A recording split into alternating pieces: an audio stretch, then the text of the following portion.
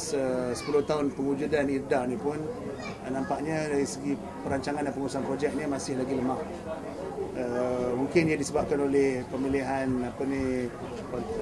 konsultan, kontraktor yang di luar daripada kawasan Johor Bahru.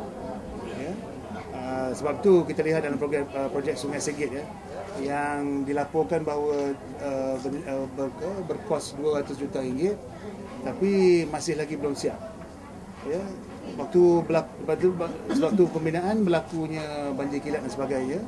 Ya, yang tidak dapat diselesaikan. Patutnya projek itu adalah untuk nak meluruskan sungai dan juga mengawal peralihan air, termasuk untuk nak menjadikan dia pusat turisme untuk rakyat ke sana. Tapi matlamat tersebut tidak tercapai. Satu, masalah banjir masih berlaku. Dan juga sekarang ni saya telah meninjau bahagian pertama tak dibuka kan sungai tu, nampaknya sempit laluan tepi sungai yang dibuka tu ya, dan dia tidak memenuhi matlamat asal untuk menjadikannya mercu tanda Johor Bahru macam ia menjadi mercu tanda di Seoul di Korea ya. Lepas tu sekarang ni sungai tu pula buka separuh saja. Yang sebahagian besar yang lain masih tertutup.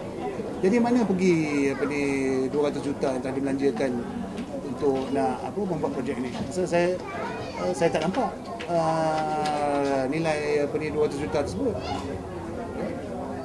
Dia tak mencapai matlamat untuk nak meluruskan sungai itu dan mengawal peralihan air dan juga sebagai tarikan pelancong di mana Johor Bahru.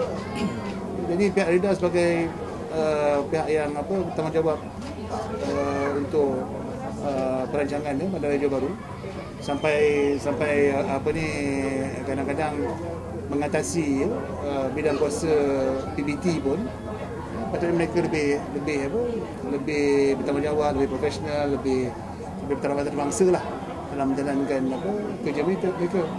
Patutnya lebih baik bagi PBT je buat. Tak payah ada dah.